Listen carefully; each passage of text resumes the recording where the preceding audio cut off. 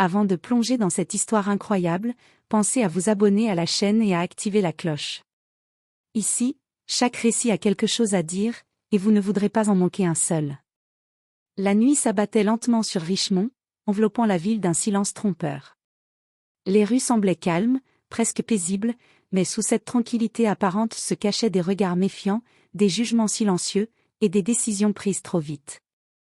Alicia Brown marchait seule sur le trottoir humide de Southwood Avenue.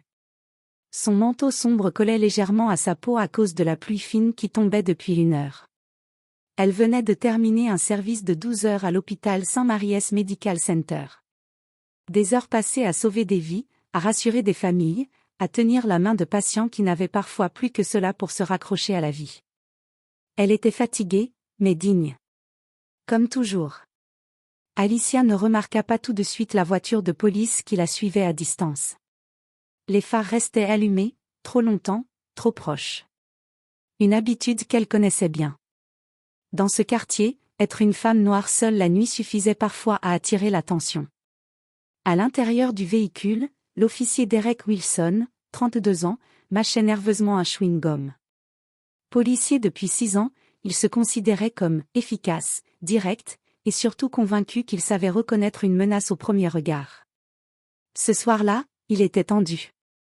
Une remontrance plus tôt dans la journée, une promotion ratée, et ce sentiment constant que le monde lui devait quelque chose.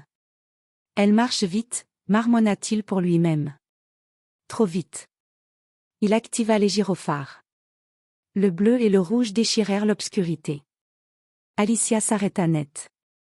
Son cœur se serra. Elle inspira profondément, comme on le lui avait appris depuis l'enfance.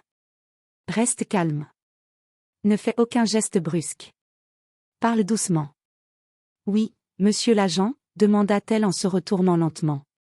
Derek sortit de la voiture, la main déjà posée sur sa matraque. Son regard glissa sur Alicia de haut en bas, sans empathie, sans curiosité, seulement rempli de soupçons. Vos papiers. Maintenant.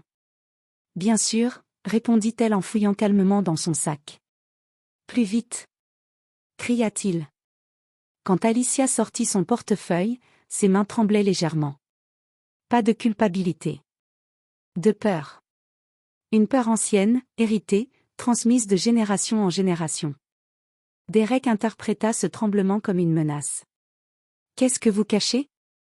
Rien du tout, je rentre juste chez moi après le travail, dit-elle, la voix ferme mais respectueuse.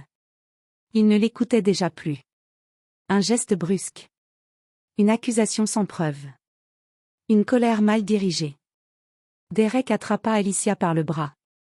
Lâchez-moi. Vous me faites mal. S'écria-t-elle. Les passants ralentirent, certains sortirent leur téléphone, d'autres détournèrent le regard. En quelques secondes, la situation dégénéra. Un coup. Puis un autre. Alicia tomba à genoux, le visage heurtant violemment le trottoir. Le goût du sang envahit sa bouche. Elle cria, non pas de douleur seulement, mais d'injustice. Arrêtez. Je n'ai rien fait. Mais Derek, aveuglé par son autorité et sa rage, continua, convaincu qu'il était dans son droit. À quelques kilomètres de là, dans une maison calme et élégante, le commissaire James Brown, chef adjoint de la police de Richmond, refermait un dossier tardif. Il regarda l'horloge, pensant à sa femme. Alicia devrait déjà être rentrée. Il ignorait encore que, cette nuit-là, l'un de ses propres hommes venait de commettre l'erreur qui allait détruire des carrières, révéler des vérités, et changer à jamais le visage de la justice dans cette ville. La sirène hurlait encore dans la nuit. Et personne, à cet instant précis, ne savait qui était réellement la femme à terre. Alicia Brown était assise à l'arrière de la voiture de police, les poignets menottés, le visage encore brûlant de douleur. Chaque chaos de la route faisait vibrer la blessure sur sa pommette. Le sang avait séché au coin de sa lèvre, laissant une sensation métallique persistante dans sa bouche. La portière claqua violemment. « Regarde devant toi », lança l'officier Derek Wilson depuis le siège avant. Alicia obéit. Non pas par soumission, mais par survie. Elle connaissait ces moments. Le silence pesant. L'impression d'être coupable simplement parce qu'elle respirait. Elle ferma brièvement les yeux, essayant de ralentir les battements affolés de son cœur. Reste en vie. C'est tout ce qui compte. Au commissariat du 8 district, les néons blancs éclairaient un couloir froid et impersonnel. 2 agents observaient Alicia passer, certains avec indifférence, d'autres avec un malaise visible. Personne ne posa de questions. Derek la poussa légèrement vers une salle d'interrogatoire. « Assieds-toi. » Alicia grimaça en s'asseyant. Son genou la lançait. Elle leva enfin les yeux vers lui. « Vous n'aviez pas le droit de me frapper, » dit-elle calmement.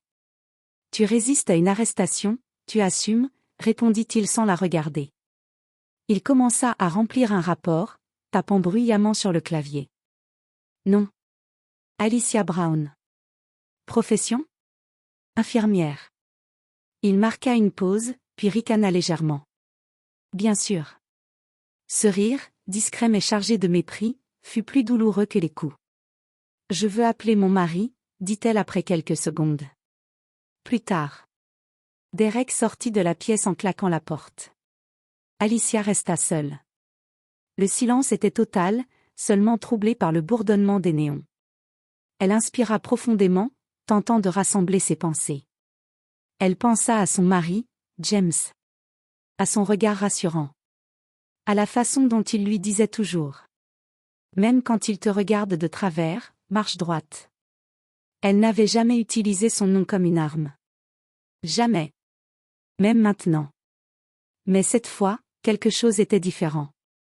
Pendant ce temps, à l'étage supérieur du bâtiment, une agitation inhabituelle commençait à se faire sentir. Le capitaine Robert, responsable de nuit, entra dans la salle de contrôle. « Qu'est-ce qu'on a ce soir ? » « Arrestation pour comportement suspect, » répondit un agent. « Femme noire. Résistance présumée. » Elle fronça les sourcils en consultant les images de la caméra corporelle de Derek. Il vit les gestes brusques. Le ton agressif. Puis le coup. Il ne dit rien tout de suite. Qui est l'agent ? Wilson. Derek Wilson. Le capitaine soupira lentement. Encore lui ? Dans la salle d'interrogatoire, Alicia sentit enfin les larmes monter. Pas de faiblesse. De colère contenue. Elle leva la tête vers la caméra fixée dans le coin du plafond. Tout est filmé, murmura-t-elle. Tout. Elle savait que la vérité finirait par sortir. Mais elle ignorait encore à quel prix. Il était presque 2h17 du matin lorsque James Brown posa enfin son téléphone sur la table de nuit. Alicia n'avait pas rappelé. Ce détail, minuscule en apparence, déclencha en lui une inquiétude sourde. Alicia ne disparaissait jamais sans prévenir. Jamais. Même après les gardes les plus épuisantes, elle envoyait toujours un message, « Je suis rentrée ». James se leva, enfila un pull et regarda par la fenêtre. La rue était déserte. Trop calme. Il consulta machinalement le système interne de la police depuis sa tablette sécurisée. Ce qu'il vit le figea. Non, Alicia Brown. Motif, comportement suspect, résistance à une arrestation. Agent interpellateur, Derek Wilson. Le souffle de James se coupa.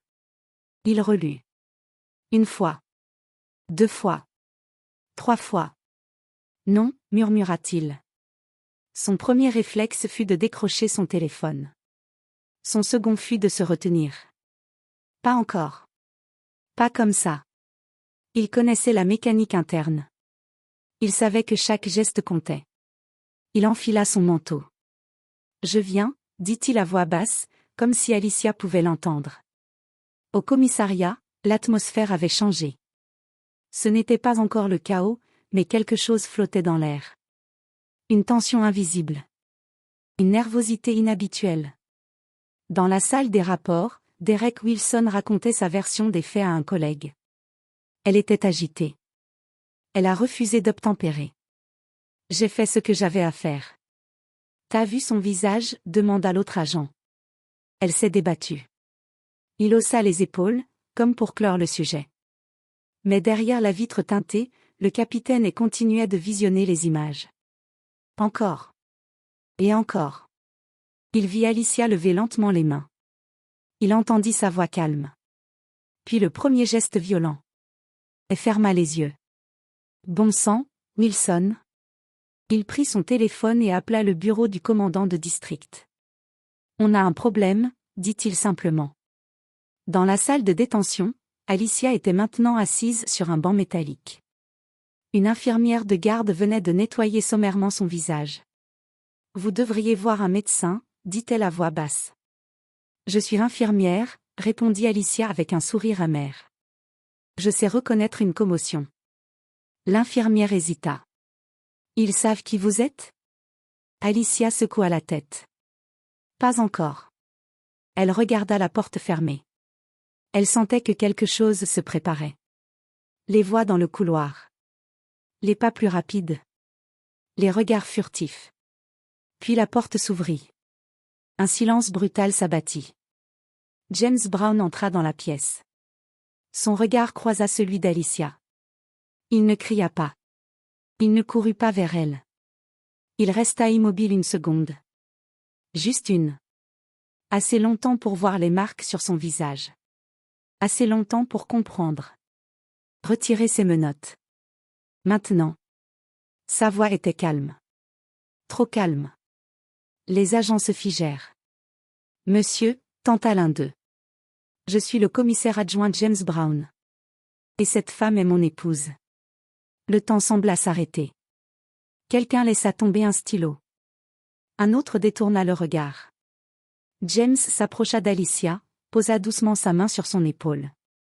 Je suis là, murmura-t-il. Alicia inspira profondément. Elle ne pleurait pas. Pas encore. Dans le couloir, Derek Wilson observait la scène à distance. Son visage se vida de toute couleur. Sa femme? Pour la première fois depuis le début de la nuit, il ressentit quelque chose qui ressemblait à de la peur. Et il comprit trop tard que cette arrestation allait devenir l'affaire la plus grave de sa carrière. La nouvelle se répandit dans le commissariat plus vite qu'un rapport mal classé. La femme arrêtée était l'épouse du commissaire adjoint. Les conversations s'interrompaient dès qu'un supérieur passait. Les regards se croisaient, lourds de sens. Certains agents ressentaient de la honte. D'autres, de la peur. Quelques-uns, un malaise profond qu'ils n'avaient jamais osé nommer. Dans une salle fermée du bureau des affaires internes, James Brown faisait face au capitaine et à 2 enquêteurs indépendants. Devant eux, plusieurs écrans affichaient la vidéo de la caméra corporelle de Derek Wilson. Personne ne parlait. La vidéo tournait. La voix d'Alicia, calme. Les ordres brusques. Le geste inutile. Puis le coup. L'un des enquêteurs rompit enfin le silence. Il n'y avait aucune menace. Elle hocha lentement la tête. Aucune. James resta droit, les mains croisées devant lui. Sa voix, quand elle sortit enfin, était maîtrisée, presque froide. Je ne veux aucun traitement spécial. Ce n'est pas une question de favoritisme, répondit l'enquêteur. C'est une question de loi. Dans une autre pièce, Derek Wilson était assis seul. Plus de posture arrogante. Plus de certitude. Seulement une sueur froide et un regard fuyant. Un officier entra. Remets ton badge et ton arme. C'est juste une mise à pied, demanda Derek, la voix tremblante. C'est une suspension immédiate en attendant les conclusions. Derek avala difficilement sa salive. Elle s'est débattue, tenta-t-il encore. La vidéo dit le contraire, coupa l'officier. Quand la porte se referma, Derek posa son front contre la table. Pour la première fois, il comprit que son uniforme ne le protégerait pas. Alicia, elle, était à l'hôpital. Pas comme infirmière. Comme patiente. Une collègue lui posa doucement une poche de glace sur le visage. Tu aurais pu dire qui tu étais, murmura-t-elle. C'est justement ça le problème, répondit Alicia. Je n'aurais pas dû en avoir besoin. James était assis à ses côtés, silencieux. Il tenait sa main, mais son regard était ailleurs. Sur les murs. Sur les années de rapports qu'il avait signés. Sur les plaintes qu'il avait peut-être lues trop vite. Cette fois, dit Alicia doucement, tu ne peux pas détourner les yeux. Il la regarda enfin. Je te le promets. Au lever du jour, un journaliste local publia une information. Une femme violemment interpellée par la police, les images font polémique. Les réseaux sociaux s'embrasèrent. La vidéo fuitée circulait déjà. Des commentaires affluaient. Des témoignages ressortaient. Des noms revenaient. Ce n'était plus seulement l'histoire d'Alicia. C'était celle de toutes celles qui n'avaient jamais été écoutées. James reçut un appel du chef de la police. Cette affaire va plus loin que Wilson, dit la voix à l'autre bout du fil. Je sais, répondit James. Et c'est justement pour ça que je resterai. Il regarda par la fenêtre. Le soleil se levait sur Richmond. Une nouvelle journée commençait. Mais rien ne serait plus jamais comme avant. La salle d'audience du tribunal de Richmond était pleine à craquer. Journalistes, citoyens, militants, policiers en civil, tout le monde voulait voir comment cette affaire allait se terminer.